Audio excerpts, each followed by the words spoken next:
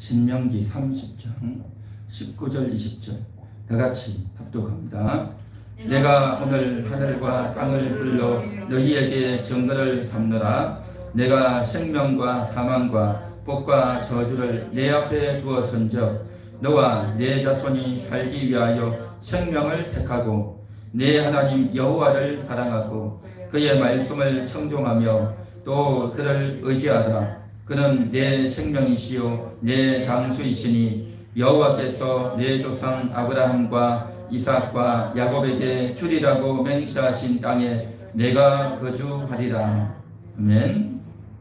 하나님께서 이제 가나안에 입성하기 직전에 있는 그러한 이스라엘 백성들에게 모세를 통해서 일러주신 말씀입니다.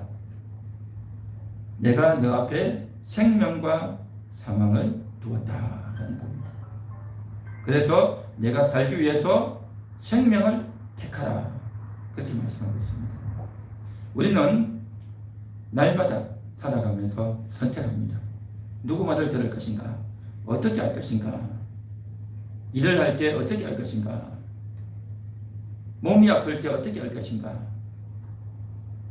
또 돈이 없고 몸도 아프고 자식이 힘든 때 어떻게 할 것인가? 또 내가 직장을 어떻게 할 것인가? 또 내가 교회를 어떻게 할 것인가? 날마다 우리는 선택합니다.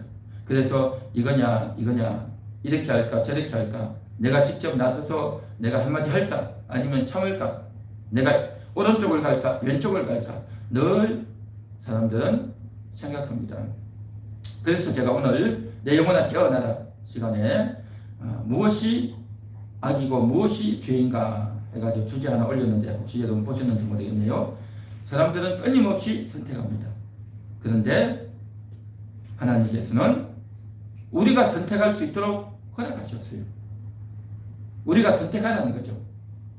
우리가 판단하라는 겁니다. 그 선택과 판단하는데 어떤 길은 생명의 길이고 어떤 길은 사망의 길이다라는 거죠. 그러면 뭐가 생명이고 뭐가 사망이냐 말이죠. 우리는 날마다 생명, 사망 판단하지 않아요.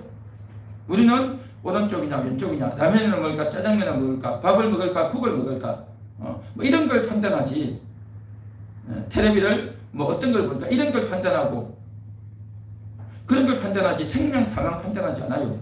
그런데 성경에서는 생명과 사망을 두었다. 어떤 사람은 생명을 선택하고 어떤 사람은 사망을 선택하는데 이게 무슨 말일까요?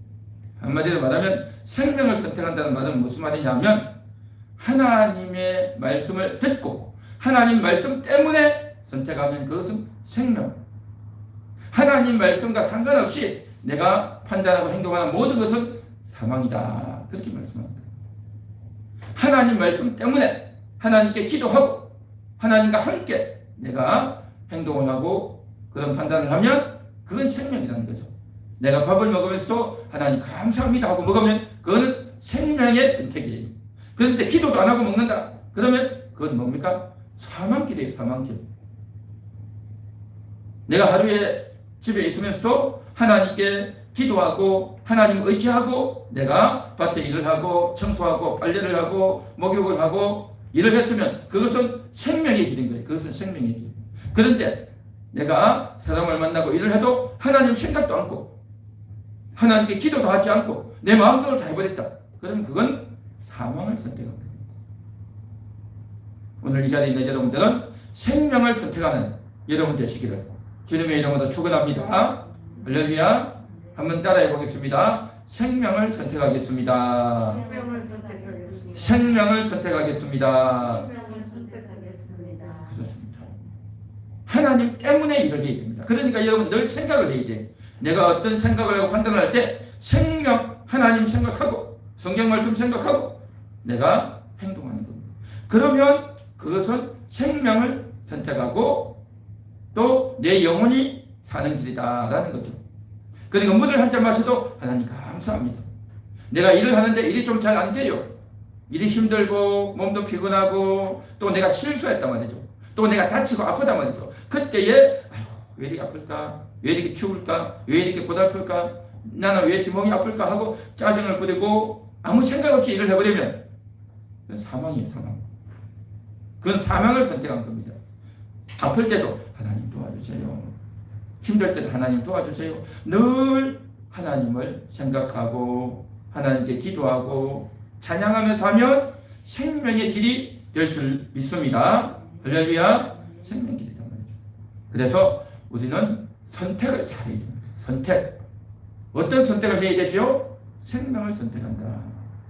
하나님 생각하고 그 선택을 한다는 거죠. 내가 그 회사를 계속 다닐 거냐 말 거냐. 다니는 것도 하나님 때문에 다니고 내가 그 회사를 안 다니는 것도 하나님 때문에 안 다녀야 되는 겁니다. 하나님 때문에. 그래서 늘 하나님을 생각하면서 내가 가야 되는 거죠. 누가 나에게 어떤 물건을 준다. 그러면 내가 별로 받고 싶지 않을 때도 있어요. 그렇죠. 그런데 내가 받고 싶지 않다고 안 해도 된다고 하지 말라고 나 받기 싫다고 그렇게 할 게 아니고 하나님 때문에 받는 겁니다. 나는 받기 싫지만 하나님 때문에.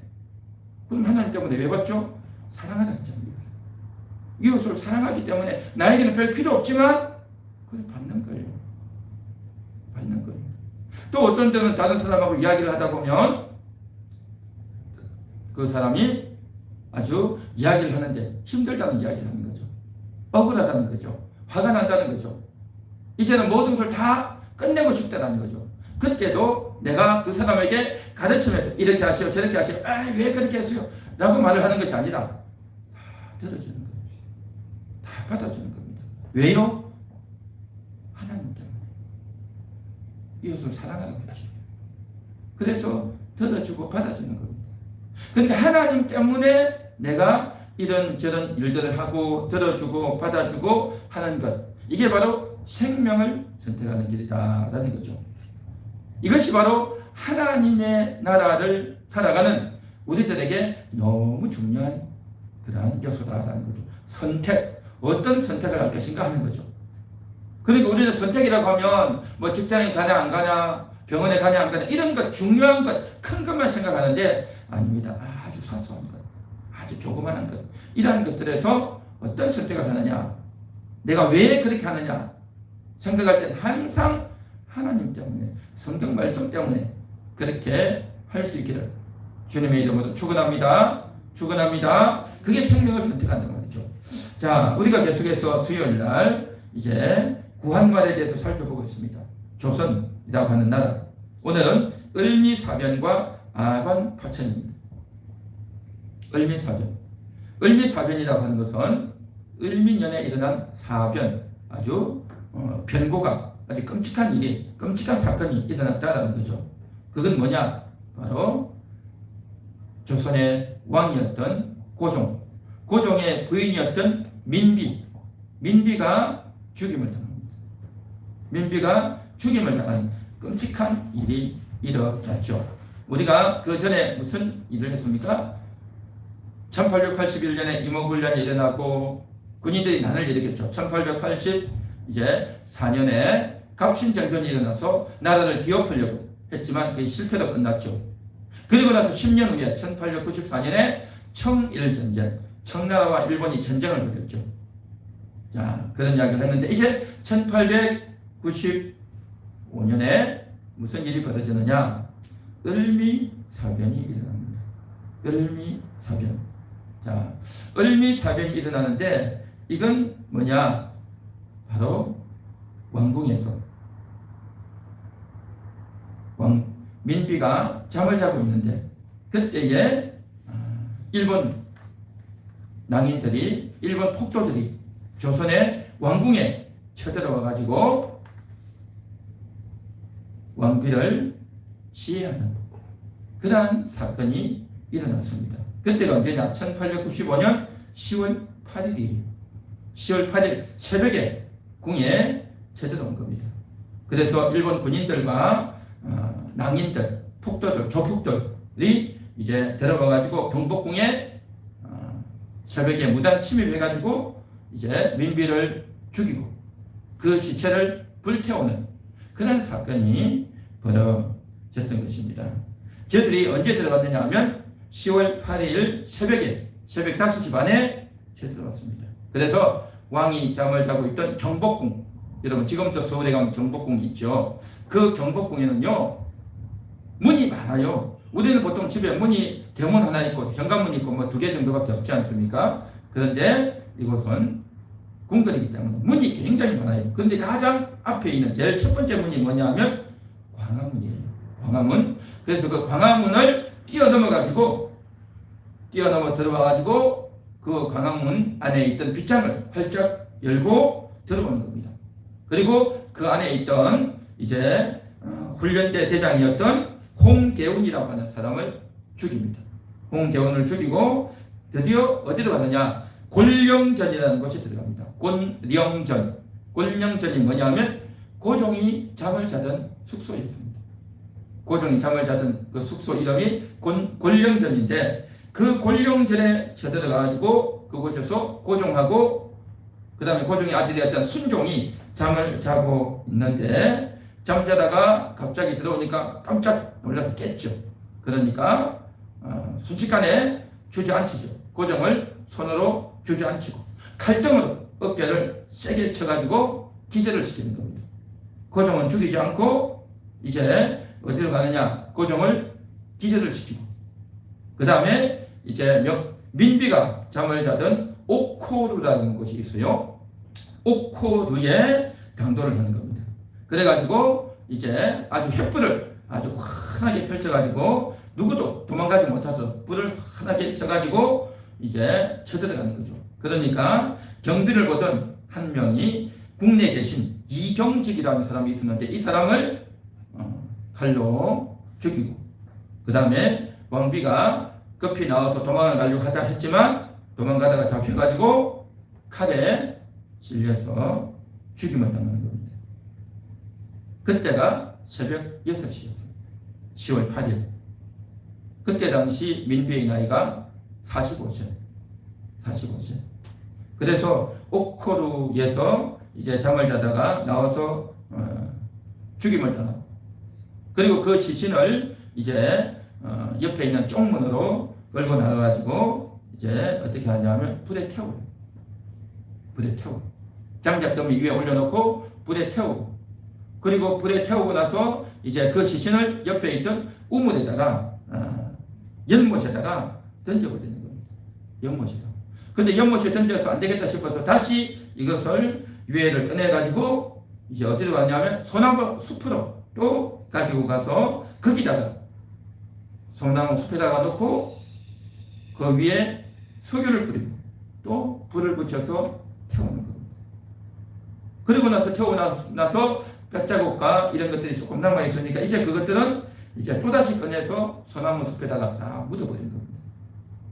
이게 바로 민비를 시해한 조선의 국왕의 부인을 국모를 시해한 그러한 사건 을미사변 민비시해 사건이 되는 겁니다. 그래서 이 사건이 일어날 때에 그때 당시에 왕궁에 보초를 섰던 사람 중에 한 명이 조선의 군인들도 있었지만 러시아 공사관도 한 명 있었고 또 미국에 또 사람도 한 명 있었어요. 그래서 이 사람들이 급히 러시아에 미국에 그것을 정보를 치고 또 기자들을 불러서 그것을 취재를 하고 하는 바람에 온 세상에 널리 알려지게 된 사건입니다. 이것이 바로 을미사변 1895년에 일어난 을미사변이었다라는 거죠. 참 이것은 그러한 일을 행했던 일본 그 누가 했습니까? 일본 공사가 했죠. 일본 사람들이 들어와가지고 이제 민비를 시해하고 끔찍한 살해를 벌였죠. 사람을 죽인다고 하는 것, 이 끔찍한 거죠. 그런데 일반 백성이 한 명 죽어도 끔찍하지만 이것은 왕의 부인이 죽었다고 하는 것, 나라를 대표하는 한 사람이 죽었다고 하는 것 때문에 더 많이 알려지게 되고 역사책에 기록되어져서 계속 알려지고 또 이야기되어지는 그러한 내용입니다. 그때 당시 그러한 일본 군인들이 궁을 침범을 하는데도 그걸 막아낼 힘이 없었어요. 그렇게 끔찍한 행동을 했던 일본이라고 하는 나라와 그 작자들도 사악하고 또 정말 잔혹한 무리들이지만 그것들을 막을 만한 힘이 없었다는 거예요. 나라는 기본적으로 힘이 있어야 됩니다. 그래서 그 조선의 땅을 누가 침범할 때에 중요한 지역에 적군이 들어올 곳에 군인이 있어야 되는 거죠. 군인이 있어서 나라를 막아야 돼요. 그래서 국경지대에는 항상 군인이 있어야 되고, 또한 나라의 국경을 막는 군인, 또 전쟁이 일어나면 그 전쟁을 감당할 만한 그 군인, 또 가장 중요한 궁궐이에요. 왕이 사는 곳에 그들을 방비할 만한 군인이 있어야 되는 거예요. 경호대가 있어야 된단 말이죠. 여러분 경복궁에 한번 가보셨습니까? 제가 경복궁에 한번 가봤어요. 굉장히 커요. 땅이 굉장히 넓습니다. 그래서 이렇게 저렇게 다니면서 또 설명도 듣고 구경도 하고 사진도 찍고 여기서 저까지 가는데요. 1시간이 훨씬 넘어요. 쫙 다니고 그 궁궐이 아니. 그러니까 그 궁궐을 다 지키려면 한 1000명이 있어도 안 돼요. 사실은 그만큼 궁궐이 넓고 또 커요. 근데 한 나라 왕이 사는 가장 중요한 중심부 아닙니까? 근데 그 궁을 지킬 만한 군인이 없었다는 거예요. 그때 당시에 일본 이 낭인들이 북도들이 올 때에 그 수가 많은 게 아니에요. 100명도 안 됐어요. 한 몇십 명밖에 안 됐어요. 그 몇십 명이 쳐들어왔는데도 그걸 막을 군인이 없었던 거죠. 그래서 그렇게 잔악한 일을 했던 일본의 모든 책임이 있지만 그것을 지킬 만한 힘이 없었던 조선이라고 하는 나라도 우리가 생각을 해봐야 된다는 거죠. 힘이 없으면, 나라가 힘이 없으면 이러한 무참한 꼴을 당하는 겁니다.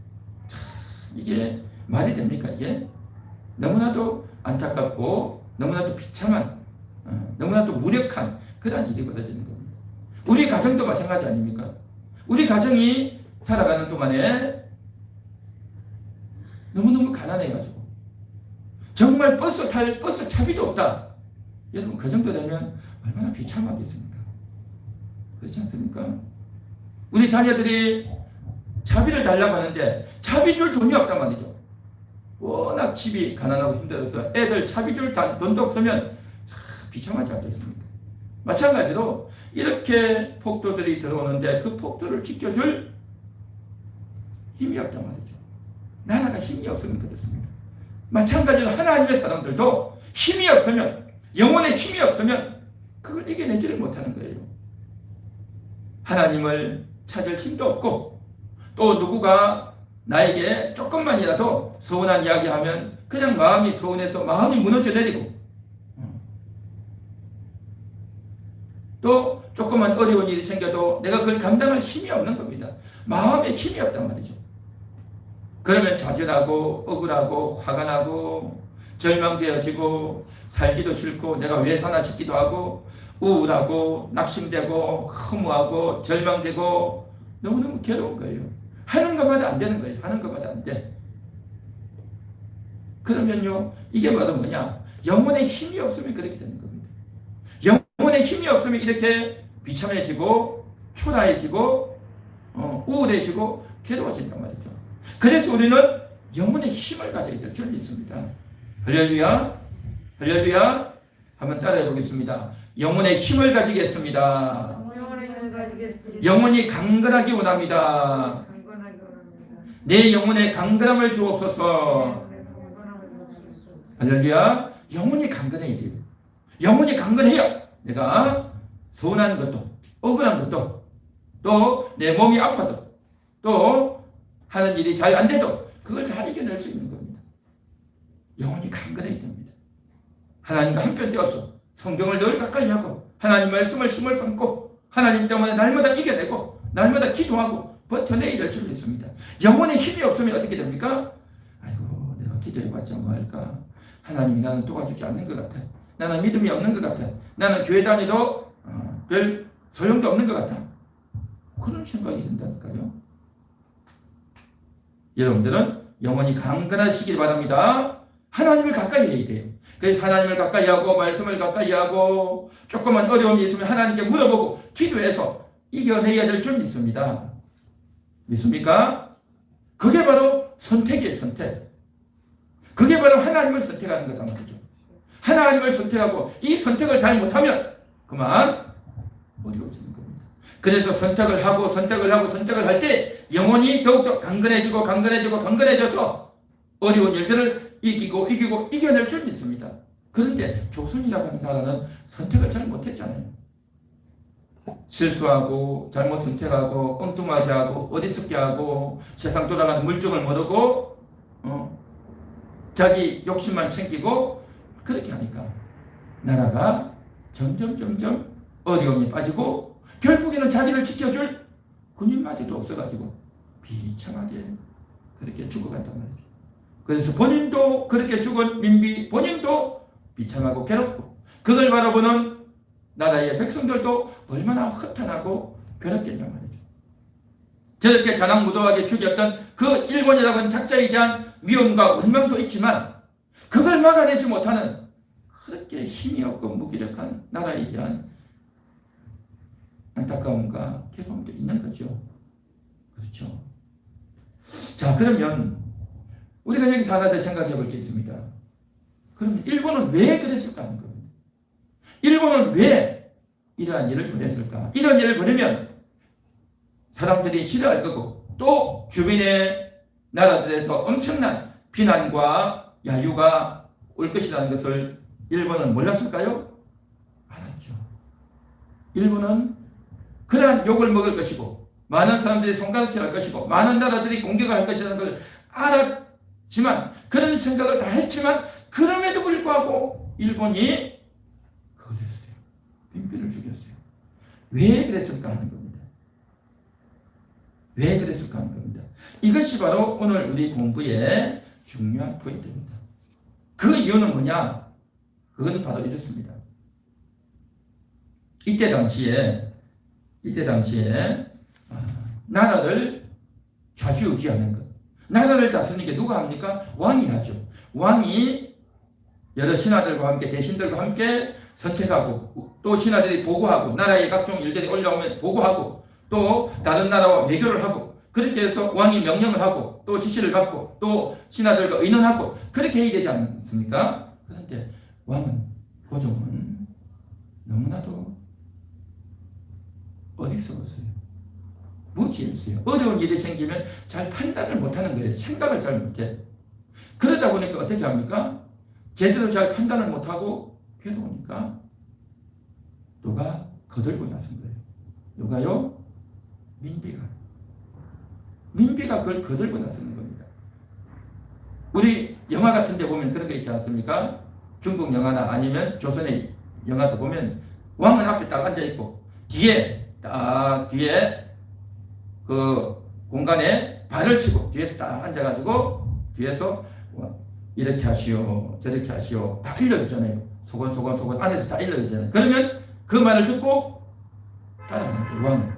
그리고 왕은 뭡니까? 뒤에서 시키는 대로 하는 거예요. 어릴 때는 나이가 8살, 10몇 어릴 때는 뭐 그냥 어리니까 뒤에서 엄마가 해주나 보다 그렇게 할 텐데 이제 나이가 30, 40, 50이 됐는데 왕이 있는데도 그걸 판단을 못하고 또 이제 부인이 그걸 뒤에서 다 코치를 하는 거예요.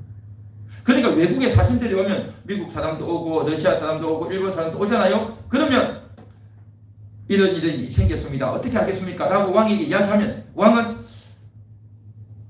고종은 말을 안 한대요. 말을 안 하고 가만히 앉아있다가 가만히 앉아있는데 그래서 왕이 왜 말을 안 할까 하고 기다리고 있으면 안에서 소곤한 소리가 들린대요. 여자 목소리가 들린대요. 그게 누구냐? 민비라는 거죠. 그러니까 민비가 안에서 고종에게 다 말을 한 거예요. 컨트롤을 했단 말이죠. 그래서 그러한 기록들이 너무 많이 남아있어요. 러시아 외교관도 기록했고 미국에도 그 기록이 있고 일본에도 기록이 있고 또 청나라에도 기록이 있고 그런 기록이 다 남아있어요. 그러니까 저들은 어떻게 생각하냐면 조선의 실제 국왕은 고종이 아니라 민비구나 그렇게 생각을 했던 거죠. 왕은 앞에서 말만 하고 인사하고 악수하고 그렇게 하지만 실제 나라를 움직이는 사람은 이 사람이 아니라 저 사람 뒤에 있는 저의 부인이 다 하구나. 그걸 사람들이 다 아는 거예요. 그냥 다 알아요. 그런 일이 벌어졌단 말이죠. 참 안타까운 일이죠. 그래서 그런 일이 벌어졌는데 이제 지난 시간에도 이야기했지만 어떤 일이 있었냐면 청일 전쟁이 있었지 않습니까? 청나라하고 일본하고 전쟁했죠. 1894년에 전쟁을 했는데 그 청일 전쟁에서 6전 6패, 6전 6선 일본이 완전하게 이겨버렸죠. 완전하게 이기고 청나라가 졌죠. 그래서 큰 충격에 이제 몰리게 되는 겁니다. 그래서 청나라는 그 청일 전쟁이 지고 나서 나라가 완전히 해체되어 버렸어요. 깨어져 버렸어요. 그리고 나서 일본이 이제 이 국제정치의 무대로 쫙 등장을 하는 거죠. 그러면서 이 한반도에 대한 주도권을 일본이 싹 쥐게 됐죠. 그 전에는 청나라가 조선에 대한 주도권을 쥐고 있었죠. 이 조선은 왕도 그렇고 신하들도 그렇고 우리는 청나라를 따라야 됩니다. 청나라를 의지해야 됩니다. 라고 했던 거죠. 그런데 조선은 자주 독립국이단 말이죠. 자주 독립국이란 말은 뭐냐면 조선이 알아서 선택하고 판단하고 결정하는 겁니다. 그러니까 국왕이 신하들과 함께 논의해서 그 결정하고 판단해야 된단 말이죠. 그런데 그렇게 하는 것이 아니라 청나라에게 물어보는 거예요. 청나라에게 물어보고 그렇게 하는 거죠. 그러니까 항상 내가 결정하지 않고 남이 결정해 주는 거죠. 남이 대신 결정해 주는. 이렇게 하면 심각한 겁니다. 그렇게 하다가 청나라가 완전히 깨어서 무너지니까 이제 어떻게 되어졌느냐? 그 결정권을 누구에게 맡길 건가? 누구를 의지해야 될 건가? 의지할 데가 없는 겁니다. 그러고 있는 사이에 청일 전쟁에서 일본이 이기고 청나라가 물리고 나고 나서 일본이 청나라에게 요구한 게 있습니다. 전쟁 배상금 돈 내놔라. 전쟁 배상금 내놓고 그 다음에 중국에 있던 요동반도를 요구했습니다. 그 요동반도를 땅을 내놔라 한 거죠. 그렇게 해서 땅을 얻었는데 그때에 그것을 알고 러시아가 끼어들어가지고 너 일본 어디 요동반도를 먹으려고 해? 그거 내놔 해가지고 러시아와 독일과 프랑스가 3국이 합작을 해서 일본에게 압력을 가하는 겁니다. 그러니까 일본이 꼼짝 못하고 그것을 내주는 겁니다. 러시아에. 그러니까 그때 당시 러시아가 쭉 동쪽으로 내려와가지고 저 사할린 쪽으로 해서 중국 청나라 땅을 야금야금 먹어보고 그 다음 요동반도까지 싹 먹어버린 겁니다. 그렇게 먹으면서 이제는 어디로 오느냐? 조선으로 내려오려고 하는 거죠. 조선으로 내려와서 그 조선 땅을 차지하고 또 그렇게 해서 조선을 통해서 바다를 통해서 태평양을 쫙 내려가고자 하는 그러한 야욕이 그러한 계획이 러시아에게 다 있었단 말이죠. 그래서 러시아는 그런 계획을 갖고 있는데 민비는 어떻게 생각했냐면 고종과 함께 민비가 고종을 설득하는 거죠. 설득해가지고 지금 우리나라는 이제 나라가 제대로 설 수 없습니다. 여태까지는 청나라가 우리를 도와줬는데 청나라가 이제 더 이상 도와줄 수 없게 되었습니다. 이제 누구를 의지해야 됩니까? 이제는 러시아를 의지해야 됩니다. 라고 그렇게 민비가 생각을 했던 것이죠. 민비가 그렇게 생각을 했던 겁니다. 이 세상 나라가 정말 아주 분주하게 드러난 겁니다. 우리가 살아가는 이 대한민국이 사는 이것을 한반도라고 그러지 않습니까? 그래서 우리 대한민국이 있고 아래로는 일본이 있고 또 위쪽으로는 중국이 있고 또 저 위쪽으로는 러시아가 있죠. 그래서 러시아와 중국이 끊임없이 이 한반도로 해서 넣으려고 하고 또 일본은 이제 한반도를 통해서 위로 또 올라가려고 하는 그러니까 사이에 딱 끼어 있단 말이죠. 사이에 끼어 있는 그러한 상황 가운데서 위에서는 내려오려고 하고 밑에서는 올라가려고 하는 그 사이에 끼어 있는 그러한 나라가 바로 대한민국 아닙니까? 자, 그래서 일본은 청일전쟁에서 이겼는데 그냥 요동반도를 다 뺏겨버린 일본의 입장에서는 아주 수치스럽고 아주 손해를 본 그러한 상태가 된 거죠. 그러고 있는데 갑자기 러시아의 세력을 싹 끌어들인단 말이죠. 러시아는 안 그래도 이제 조선으로 어떻게 내려가 볼까 해서 조선의 신하나 조선에 또 우리 편이 될 사람이 누가 있을까 그 사람을 통해서 조선에 한번 들어가 볼까 하고 있는데 마침 민비가 사람을 보내가지고 러시아의 공사에게 사람을 보내서 우리를 좀 도와주시오. 그렇게 하고 나온 겁니다. 그렇게 하고 나왔어요. 그러니까 러시아 입장에서는요, 얼마나 좋았겠어요. 얼마나. 안 그래도 조선에 들어가서 조선 사람들과 연결이 되어져서 이제 그 사람들과 관계를 해서 총리 대신이나 아니면 무슨 장관이나 이런 사람을 통해서 우리가 조선에 좀 영향력을 미쳐야 되겠다라고 생각하고 있는데, 이 민비가 도와달라고 하니까 얼마나 쾌재를 부렸겠냐는 거지. 러시아 입장에서는 너무너무 좋았던 거죠. 그러면서 우리 조선을 좀 보호해달라라고 한 겁니다. 이것을 가리켜서 뭐라고 하냐면 인아거일 정책이다라고 말합니다. 인아거일. 인아거일이 뭐냐면 끌어들인다는 거죠. 인양한다, 끌어들인다. 러시아. 그래, 러시아를 끌어들여서 거는 제거한다. 일본은.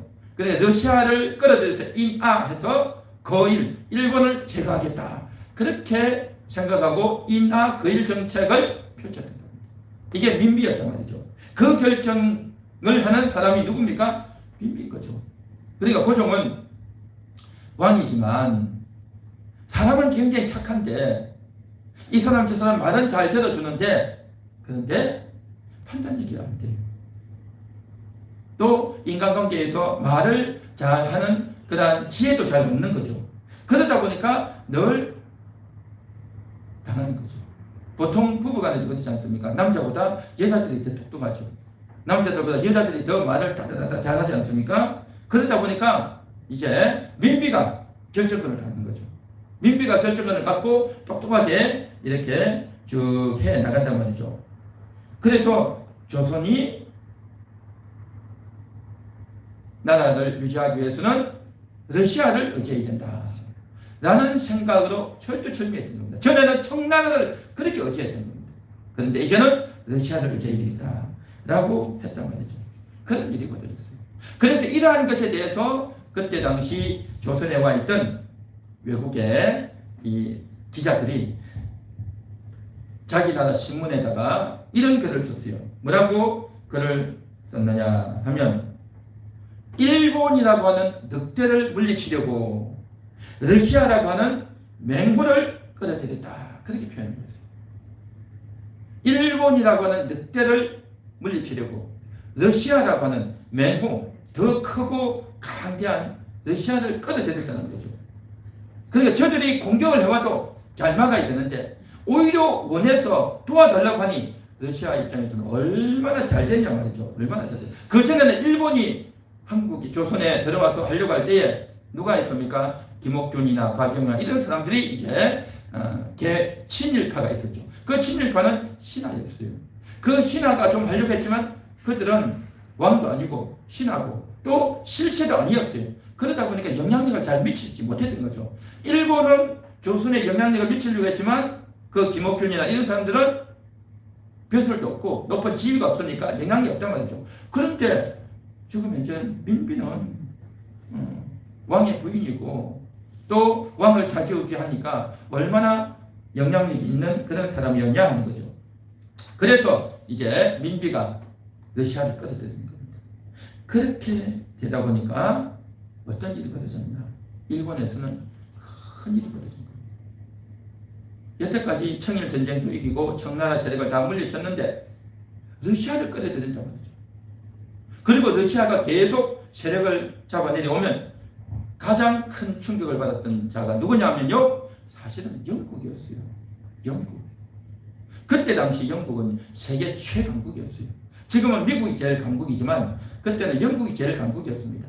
러시아가 내려오지 못하도록 늘 지켜야 되는 겁니다. 그래서 거문들을 점령했잖아요. 거문들을 딱 차지하고 있어가지고 러시아가 절대 못 내려오도록 군사적으로 딱 막고 있는데, 그런데 최종 조선을 이끌어가는 헤드가 바로 한양에 있는 왕궁에 있는 왕도 아니고 민비단 말이죠. 그 민비가 끌어내려와가지고 모든 결정을 다 하니까 이제는 너무너무 큰일이 난 겁니다.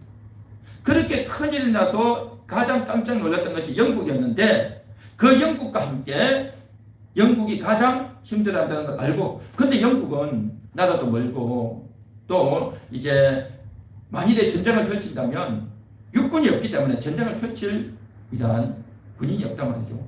명분도 없고. 그런데 일본이 더 급했던 거죠. 일본이 더 급해가지고 이 러시아 세력을 어떻게 물리칠까? 러시아 세력을 어떻게 물리칠까? 해서 이제 결단한 게 바로 민비인 겁니다. 민비를 없애야 되겠다. 그렇게 생각한 거예요. 그래서 민비를 죽이려고 했고 그것을 행동에 옮겼다라는 겁니다. 그러니까 이제 우리는 한 명의 여인이 이제 젊은 나이에 죽어서 아쉽다 안타깝다라고 생각하지만 이 국제 정치 가운데 정말 굉장한 싸움과 긴장이 막 벌어지고 있어요. 서로가 서로를 먹으려고 공격하려고 차지하려고 서로 으르렁거리는 그러한 상황 가운데 있단 말이죠. 크게는 영국과 러시아가 대결하는 그런 양상인 겁니다. 그리고 일본이 일찍 개항을 했기 때문에 세상 주변 돌아가는 정치를 일본이 더 빨리 알았고 잽싸게 알았던 거죠. 그래서 러시아가 내려오면 우린 다 망한다. 우리는 다 이제 폭망할 수밖에 없다. 러시아를 물리쳐야 된다. 라는 생각을 했고 그런데 조선의 민비가 그걸 끌어들이니 민비를 그만뒀다가는 이 안 되겠다. 민비를 없애야 되겠다. 라고 생각을 한 거예요. 라고 생각했단 말이죠. 그래서 이 국제 정치는요, 굉장히 치열합니다.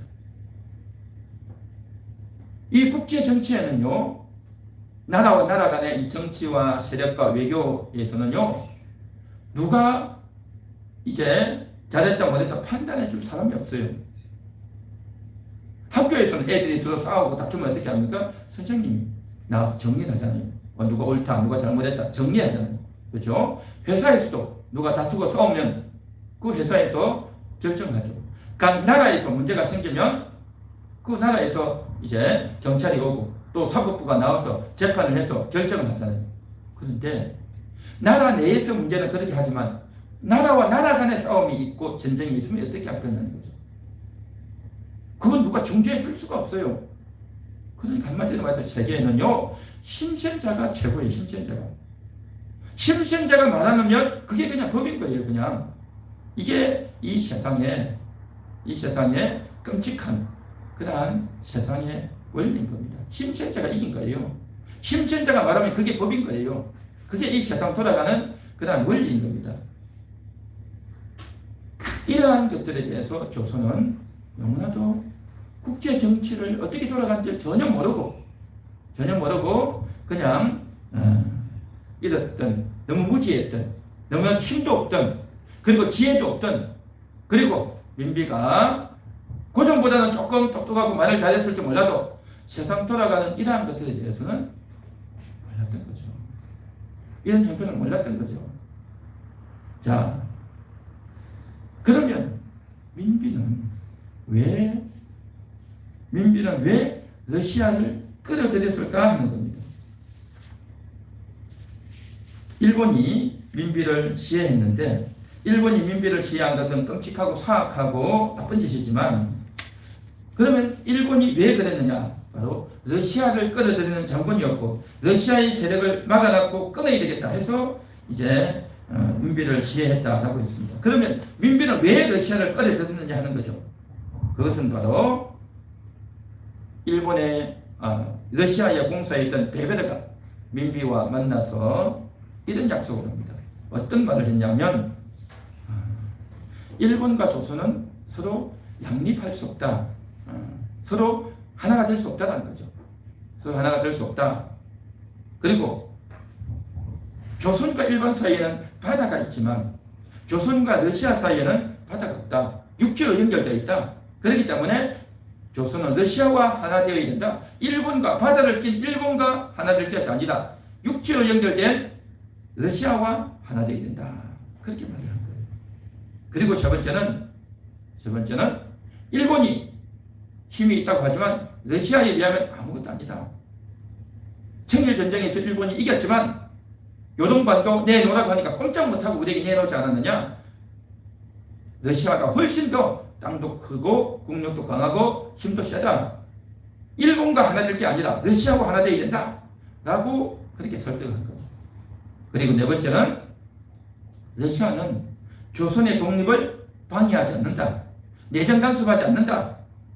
러시아의 도움을 요청하면 조선은 안전해질 것이다. 라고 말을 했던 거죠. 그래서 조선과 러시아가 손을 잡자라고 했던 거죠. 손을 잡으면 우리가 당신의 왕권을 보호해 주겠다. 라고 한 겁니다. 그래서 그 말을, 베베레 공사의 그 말을 민비가 굳게 믿었던 겁니다. 굳게 믿었던 겁니다. 그러니까 이 스스로 판단하고 스스로 결정을 한 것이 아니라 뭔가를 의지해서, 여태까지는 청나라를 의지했고 이제는 청나라가 없어지니까 러시아를 의지해서 나라를 보존해야 되겠다. 인아 거일, 러시아를 끌어들여서 일본을 없애야 되겠다 라고 생각했고 그것을 굳게 믿었던 겁니다. 이런 이 세상에 믿을 만한 사람이 있습니까? 없는 거예요. 이 세상에는 믿을 만한 사람이 없습니다. 내가 누군가에게 괴롭힘을 당하고 누군가에게 따돌림을 당하고 누군가에게 내가 외면을 당하는데 다른 사람이 나에게 찾아와서 나를 위로해주고 나를 잘 대해주면 그 사람이 정말 잘 대해주냐 말이죠. 아니에요. 정말 나를 위해주고 대해줄 수 있는 사람은 없습니다. 없어요.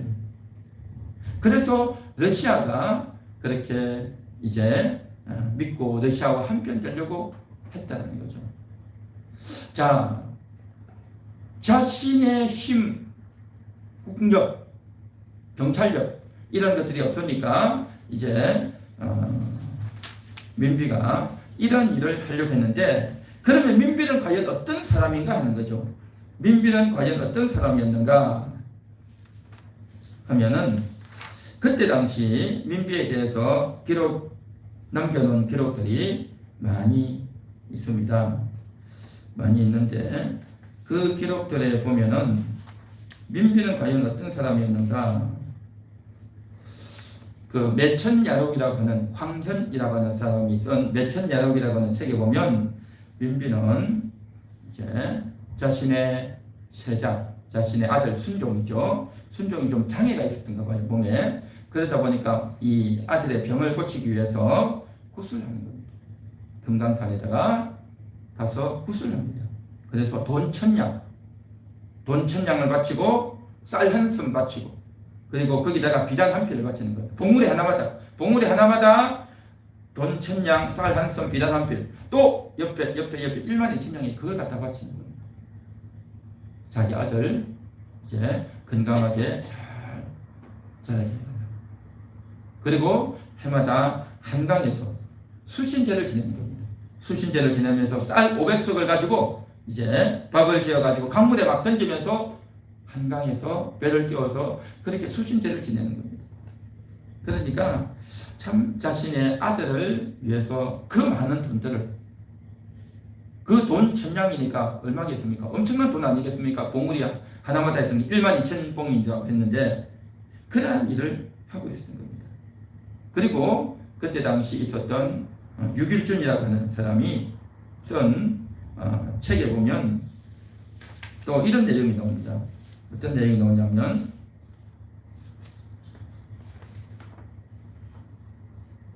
우리 왕비는 민비를 말하죠. 세상에서 가장 나쁜 여자입니다.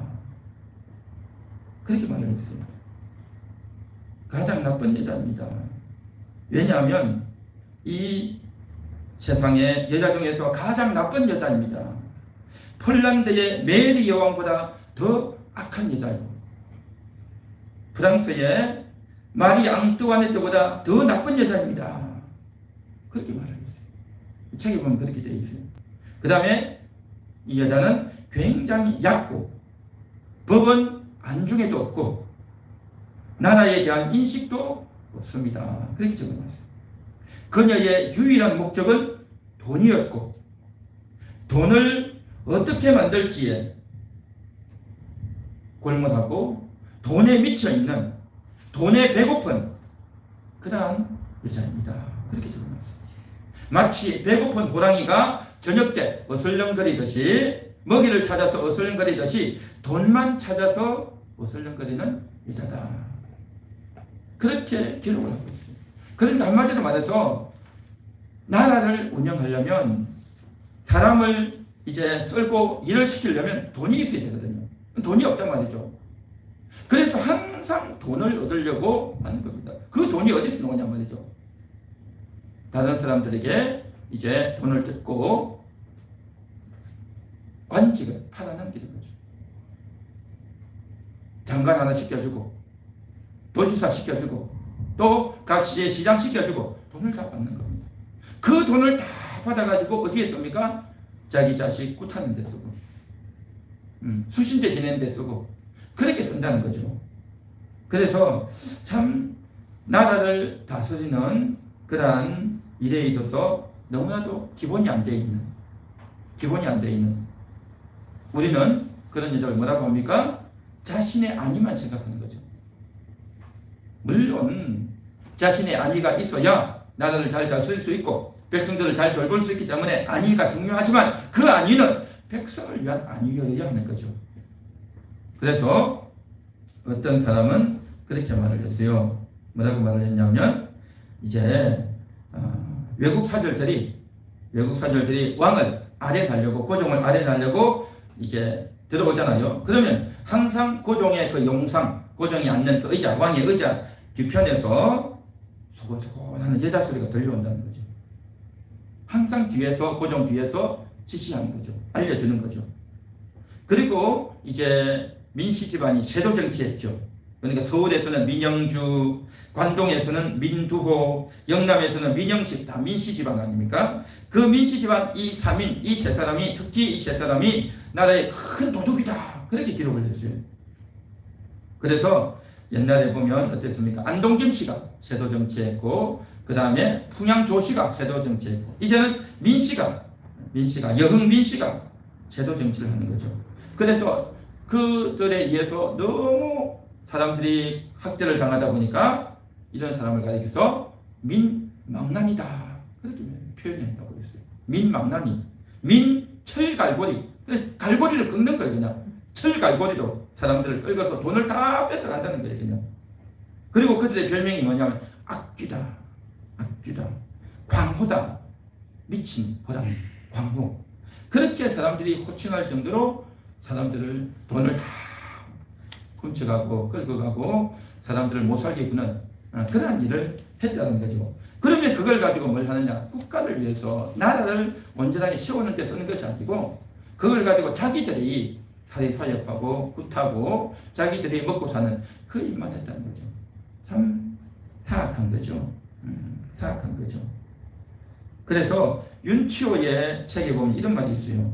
고종은 어리석음과 실수의 연속을 했다. 어리석음과 실수의 연속이었다는 거죠. 왕은 실수의 연속이고, 그리고 조선 사람의 것은 빼앗고 타국인에게는 빼앗기고 그렇게 해놨어요. 그러니까 조선 사람에게는 다 뺏어가지고 다른 나라 사람들에게 다 뺏긴다는 거죠. 이 어리석은 그런 왕이었다는 거죠. 그에 비해서 민비는 영리하고 이기적인 여자였다. 그러면서 뭐라고 했냐면 윤치호는 미신을 섬기는 것만큼 백성을 섬겼더라면 그렇게 말했어요. 그 미신을 섬기는 것처럼 백성을 섬겼더라면 어땠을까 하는 거죠. 그래서 참 끔찍한 일들이 벌어지고, 그 다음에 우리 조선을 그때 당시 다녀갔던 비숍이라고 하는 여성이 있어요. 그 사람이 조선을 다녀가지고 이제 책을 썼습니다. 한국과 그 이웃 나라들이라고 하는 책을 썼는데 거기 보면 이런 말이 있습니다. 민비에 대해서 이렇게 기록해 놨습니다. 처음에는 임금에게 의지했던 왕비가 시일이 지남에 따라서 마음대로 하여 방자함이 날로 심하여 임금이 제재를 받는 상황이었다. 그렇게 말합니다. 처음에는 고분고분하고 왕의 말을 잘 듣고 했는데 나중에는 자기가 이제 마음대로 방자하게 했다. 그러한 표현을 쭉 쓰고 있습니다. 그래서 나라는 굉장히 어렵게 하면서 나라를 지키기 위해서는 여러 가지 나라의 힘을 길러야 되는데 그 힘을 엉뚱한 데 썼고 사리사욕을 하고 그러다 보니까 나라가 엉망이 되어지고 그리고 그 돈을 모아가지고 러시아에게 모든 것을 다 의지해버리는 거죠. 그러니 그 러시아가 어떻게 되겠습니까? 여러분 러시아가 1905년 이렇게 하고 나서 그 다음에 어떻게 되십니까? 러시아가 혁명이 일어나잖아요. 공산당이 돼요. 공산주의가 이제 혁명이 일어나거든요. 그러니까 만일에 러시아가 그때 우리나라를 계속 차지하고 들어왔다면 끔찍한 일이 벌어지는 겁니다. 끔찍한 일이 벌어져요. 자, 그래서 결국에는 이러한 일들이 쭉 벌어지고 일어나는데 그래서 결국에는 민비가 죽죠. 결국 민비가 죽고 이제 어려운 일이 취합니다. 그때가 1895년 10월 8일이라고 그리고 나서 있다 보니까 고종이 자기 아내가 죽고 나서 너무 슬피 울고 힘도 없고 의지했던 아내가 다 죽고 나니까 그냥 살 맛도 없고 왕이 하고 싶은 마음도 없고 그래가지고 모든 것이 겁이 나고 그리고 그때 당시에 어떤 일이 벌어졌냐면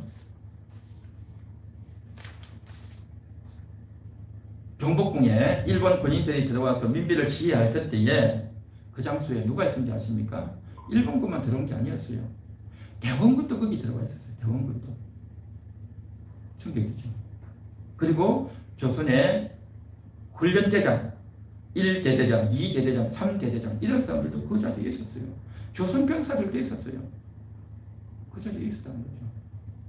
그리고 그 대대장 중에 한 명이 누구냐면 우범선이라는 사람이에요. 우범선이라는 사람이 있었는데 이제 민비 씨의 사건에 그때 다 있었던 거죠. 물론 민비를 직접 죽이진 않았지만 그 직접 죽인 것은 일본이죠. 일본 폭도대인데 그 사건이 있고 나서 이게 뭡니까? 그 자리에 있었다는 게 뭡니까? 동조했다는 거잖아요. 동조했다는 거죠. 그죠? 그래서 사건이 있었는데 이 사람들이 나중에 다 물러가지고 나중에 다 망명을 하는데 이 우범선이라는 사람이 일본으로 가가지고 사카이라고 하는 여자와 결혼합니다. 그렇게 해서 태어났던 아들이 누구냐면 여러분 들어봤을 겁니다. 우장춘 박사. 여러분 들어보셨습니까? 씨 없는 수박을 만들었다. 그 우장춘 박사가 이 우범선의 아들입니다. 그래서 어쨌든 그런 일들이 쭉 벌어졌는데 이러한 여러 가지 상황 가운데 일본은 일본 입장에서, 러시아는 러시아 입장에서, 영국은 영국 입장에서, 청나라 입장에서 다 자기들의 나라의 이득을 위해서 조선에서 자기들의 세력을 과시하는 거예요. 다 자기들의 힘을 위해서 세력을 과시한단 말이죠. 그러한 가운데서 이러한 돌아가는 흐름을 조선은 알지도 못하고 별로 관심도 없고 왜 저러는지 또 그것을 컨트롤할 만한 힘도 없는 거예요. 조선은. 한마디로 말해서 나라가 힘이 없으면 이렇게 약해지고 또 그 힘이라고 하는 것은 무력뿐만 아니라 돈도 있어야 되고 힘도 있어야 되고 인재도 있어야 되고 또 이제 여러 가지 돌아가는 상황에 대해서 잘 알아야 되고 정보도 알아야 되고 지식도 있어야 되고 지혜도 있어야 되고 인재도 있어야 되고 여러 사람들이 다 합쳐져서 이게 힘을 발휘하는 거예요. 혼자서 왕 혼자 사는 게 아니단 말이죠. 그런데 그렇게 할 만한 인재들이 다 없어지는 거죠. 다 빠져버리는 겁니다. 군인도 없고 힘도 없고 도와줄 사람도 없고 진정을 알려줄 사람도 없고 다 망해버립니다. 얼마나 비참해집니까? 나라가 이렇게 참 어려워진다는 거죠. 우리는 이러한 나라, 결국 조선은 망할 수밖에 없는 겁니다. 지난주에 이야기했듯이 나라의 사상이 무너지면 나라가 망하는 겁니다. 사상이 무너지면 이제 사람들의 힘이 빠지고 기운이 빠져서 이게 나라냐 라는 생각이 들고 이제 그러다 보니까 사람들이 더 모이는 것이 아니라 다 뿔뿔이 흩어져 버리고 그러다 보니까 왕궁을 지킬 사람도 없고 그러니까 일본군들이 쳐들어와서 지킬 사람도 없는 거예요. 지금 그러한 형편이 되어버렸단 말이죠. 하나님을 믿는 우리도 마찬가지입니다. 영혼의 힘이 없으면 조금만 시험이 와도 조금만 서운한 말을 들어도 조금만 어려워도 그냥 낙심이 되고 좌절이 되고 흔들리고 무너지고 괴로워지는 겁니다. 우리 영혼이 굳건하게 서야 될 줄 믿습니다. 영혼이 하나님과 하나 되어져서 하나님을 굳건하게 의지하고 어떤 어려움이 없어도 어떤 내가 시련 가운데 들어가도 우리가 그것을 다 이겨낼 수 있는 그 힘을 날마다 길러야 될 줄 믿습니다. 왜냐하면 우리 영혼이 하나님 나라이기 때문에. 믿습니까? 예수님도 그랬잖아요. 너희는 먼저 그의 나라와 그의 의를 구하라고 했잖아요. 그의 나라가 뭡니까? 영혼. 영혼이 선택하는 겁니다. 영혼이 생명을 선택하는 겁니다. 영혼이 하나님 말씀 중심으로 선택한단 말이죠. 그래서 우리가 오늘도 일을 하면서, 출근을 하면서, 퇴근을 하면서, 김장을 하면서, 밥을 먹으면서, 일을 하면서, 청소를 하면서, 사람을 만나면서 하나님을 생각해야 되는 겁니다. 하나님 도와주세요. 하나님 말씀 때문에 이렇게 하겠습니다. 하나님, 내가 잘못했습니다. 회개합니다. 늘 하나님 중심으로 그렇게 살아야 영혼이 강건해지고, 영혼이 힘을 얻고, 영혼이 강력해져야 우리가 이 코로나 위기도 이기고, 또 앞으로 경제가 어려워져도 이기고, 또 여러 사람들이 각종 다양한 말들을 하고 이상한 주장들을 해도 우리가 그것들을 다 이겨낼 수 있는 지혜와 용기와 담대함을 우리가 가질 수 있게 될 줄 믿습니다. 할렐루야. 오늘은 의미사변과 이제 아간 파천에 대해서 살펴봤습니다. 아간 파천. 그렇죠. 그렇게 되다 보니까 고종이 나중에는 아간이 어디냐면 러시아의 공간입니다. 러시아의 공간으로 도망을 간 겁니다. 참, 왕이 남의 공간에 도망간다는 건 이건 있을 수 없는 겁니다.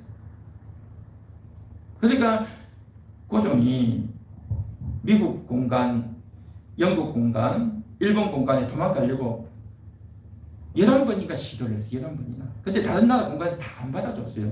왕이 거기 오면 안 됩니다. 절대 여기 오면 안 됩니다. 언제 또 다른 사람들이 와서 민비를 죽이듯이 나를 또 죽일지 모르겠다 라는 그러한 겁이 나고 두려웠겠죠. 그래서 딴 데를 도망을 가버리는 겁니다. 다른 사람 밑에 숨는 거다 맞죠. 그렇게 해서 몰래 도망을 가가지고 1년을 러시아 공간에 있었던 겁니다. 이게 참 끔찍한 겁니다.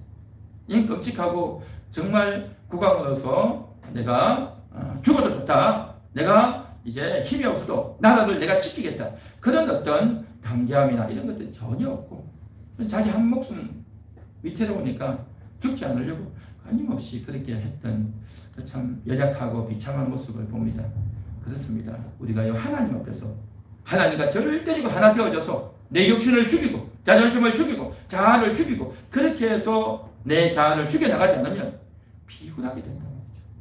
우리는 비굴하지 않도록 하나님과 굳건하게 하나가 되어져서 우리가 이러한 것들을 이겨나가야 될 줄로 믿습니다. 할렐루야. 같이 기도하겠습니다. 오늘도 영혼이 강건하게 원합니다. 하나님과 한편 되어지기 원합니다.